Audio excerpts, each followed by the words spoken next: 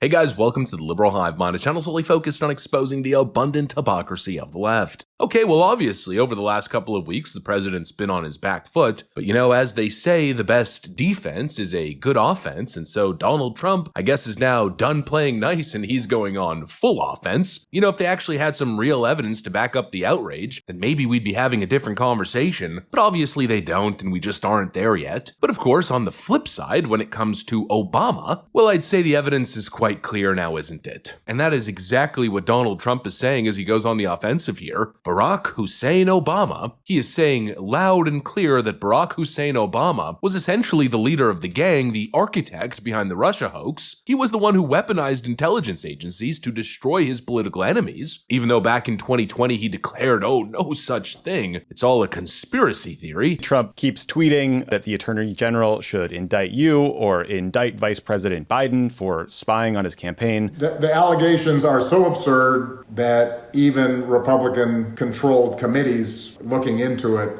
have dismissed them. Well, that clip certainly didn't age well, now did it? And now I guess it's all coming back to bite him, as Obama is now potentially facing a federal investigation. Let's continue to talk about it, shall we? And of course, debunk some of the leftist lies. We got some stuff to get into, so let's roll the tape. All right, folks, so take a look at this moment from the Oval Office. From your perspective, who should the DOJ target as part of their investigation? What specific figures in the Obama administration? Well, based on what I read, and I read pretty much what you read, it would be President Obama. He started it.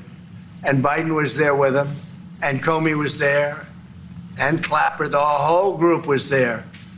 Brennan, they were all there in a room. Right here, this was the room. This is much more beautiful than it was then, but that's okay. I have nice pictures up. They came out of the vaults. They were in there for 100 years. This is much more beautiful. We have the Declaration of Independence now in the room, which wasn't here. I guess people didn't feel too good about putting it here, but I do. But you know what? If you look at those papers, they have them stone cold, and it was President Obama. It wasn't lots of people all over the place. It was them too. But the leader of the gang was President Obama, Barack Hussein Obama. Have you heard of him?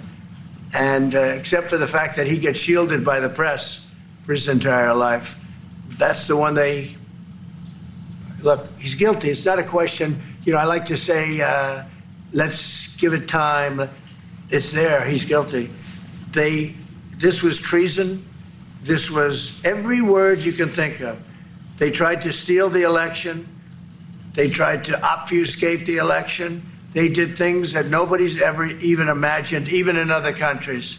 You've seen some pretty rough countries. This man has seen some pretty rough countries, but you've never seen anything like it. And I know there's a lot of fake outrage and shock coming from the left after hearing something like that, but context is very important. For years, they told us that Trump was a Russian asset. They told us that Putin installed Donald Trump into the White House and that essentially he was a traitor to the country. And now we learn that this entire narrative was built from top to bottom based on phony intelligence, which originated from Obama and his team. His DOJ knew it, the CIA knew it, and they signed off on it, encouraged it, leaked false intelligence to the media, and then used it to justify an illegal surveillance program and political sabotage campaign. I mean, come on, we're not talking about stealing a candy bar. That sounds like a criminal conspiracy. But if you listen to the left, they'll tell you that MAGA is pushing fake news and misinterpreting the documents. I mean, give me a freaking break. We're not misinterpreting anything. I think it's quite freaking clear. But what's obvious is that the activist left at large is attempting very hard to rewrite history to cause a purposeful misinterpretation or misunderstanding of the actual facts here. The whole accusation is that Obama and the Hillary Clinton campaign pushed phony intelligence to create this narrative that Donald Trump was working with the Russians and that the Russians hacked the election to install him in the White House. But if you listen to the left, they're claiming with a straight face that no, that never happened and no one ever suggested that. Nobody ever said that the Russians hacked the election. But are you freaking kidding me? We've got years of footage showing all of these Democrat media clowns categorically declaring that the Russians not only interfered, but they hacked the vote and rigged it for Trump. Russia hacked the election. Russia hacked the election. President Trump says he still wonders if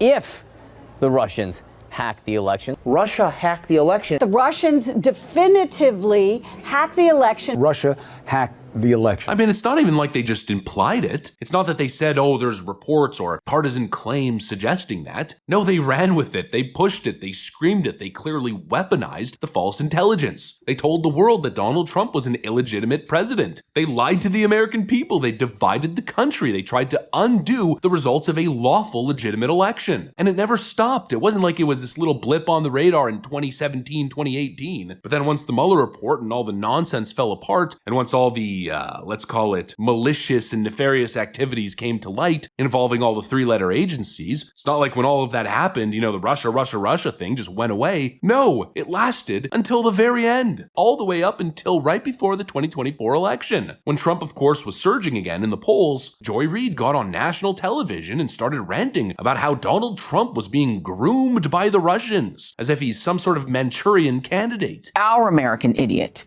Donald John Trump, a third-rate real estate developer from Queens who was desperate to break into the big leagues in Manhattan and to be respected by the blue-heeled elites he so claims to despise, first appeared on the Soviet Union's radar in 1977 when he married his first wife, Ivana Zelnikova, a Czech model. And he allegedly became the target of a spying operation overseen by Czechoslovakia's intelligence service in cooperation with the KGB. 3 years later, he opened his first big property development in New York, the Grand Hyatt, buying 200 television sets from a Soviet emigre and KGB asset who co-owned an electronics shop on Fifth Avenue. The asset befriended Trump and got in the habit of flattering him. In 1987, Donald and Ivana visited Russia, pumped full of talking points that the operative reportedly fed him by stoking his ego and telling him he should go into politics. To understand how to exploit our American idiot, the Soviets studied his personality. Word started to spread that our American idiot might run for the Republican nomination for president in 1988.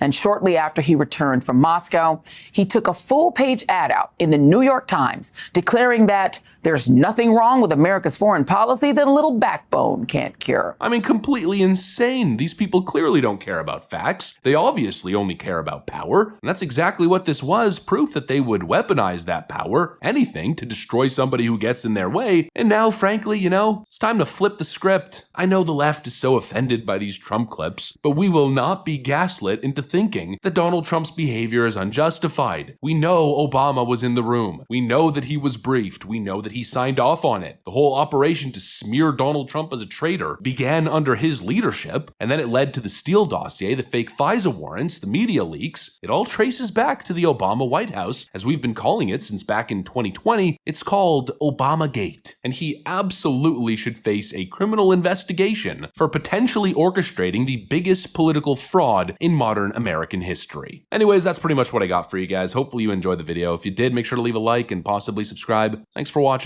and I'll see you on the next one.